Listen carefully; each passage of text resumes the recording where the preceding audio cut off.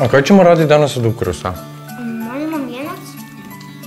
A od čeg ćemo raditi vijenac? I kako ćemo uopće napraviti oblik od vijenca? Od papira. Da. Pa dobro, nam treba nešto okruglo da napravimo. Od tanjura možemo oblik. Pa bravo! Pa da! Znači, kako smo radili boriće, možemo napraviti i vijenac, samo moramo Pa ti si mala genijal, daj petaka. Bravo, daj petaka. Znači, ovo ipak sve bilo jako dobro. Aha, ali imamo 2 tanjura, šta ćemo raditi, veliki i mali vijenac? Ne, mali će biti za unutarnji dio, a veliki će biti za vanjski dio. Ok, ništa, ajmo onda na korak broj 1. Bravo. Ali dobro te se razumije s punim ustima, znaš da inače nije pristojno jest. Nije pristojno pričat punim ustima. Ok. Znači, sad smo opcrtali ovaj veliki tanjur, jel' tako? Cure, pa meni ovo baš izgleda kao lijepi vijenac za vrata, ha? Da, mu nešto fali. A fali mu ono što je Karla rekla. Da. Unutarnji dio. Unutarnji dio. Dobro. A dobro, ništa, cure, sad kad smo odredili, idemo opcrtat taj središnji krug, jel' tako? I idemo na... Broj 2. Na broj 2, a to je... Rezanje. Rezanje. Bravo. Ajmo.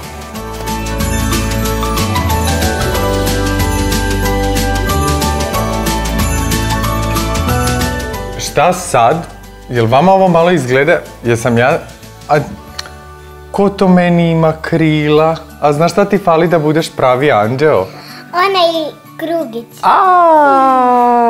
Sad je anđeo. Da, baš sjaji.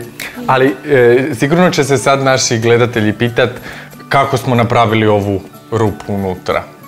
A mi im to nismo pokazali, jer smo zaboravili.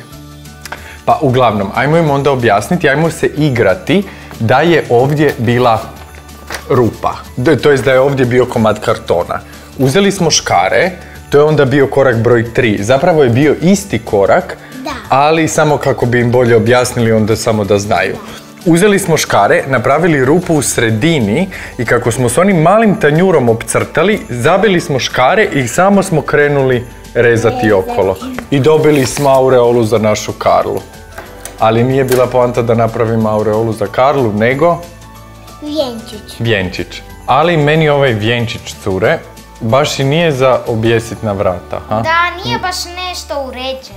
Da, nekako je... Onak je blijed, nije baš nešto. Da, čak ni za... A da ga uredimo? Ja se slažem. I sad idemo na korak broj... 4. Kad režemo. Uzeli smo škare, imali smo našu šablonu. Još jedne škare! I sad ja i ti možemo skupa rezat. Da. Ajmo, navalimo. A šta ćeš ti radit? Hoćeš nam ti rezat? Aha, ti nemaš. Ajmo mi rezat. Ajde, primi tu i samo pazi. Ti znaš radit sa škarama? Da. Ajde, samo pazi da se ne porežeš. Ovdje pazi. Tako. Pa dobro, ništa, cure, sad kad smo izrezali ove listiće, mislim da je možda najbolje za onda idući korak i da ih krenemo ljepit. Ovo je sad 5. korak. 5. korak. Idemo na ljepljenje.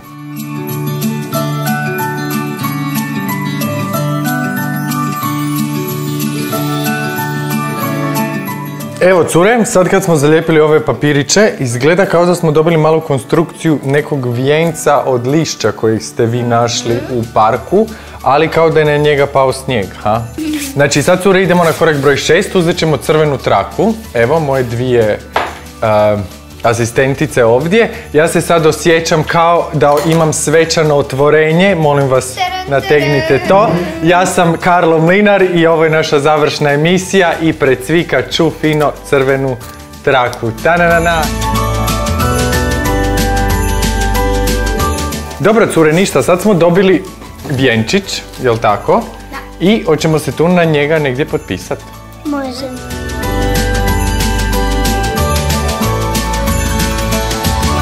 I mislim, cure, da je naš vijenac spreman za vrata.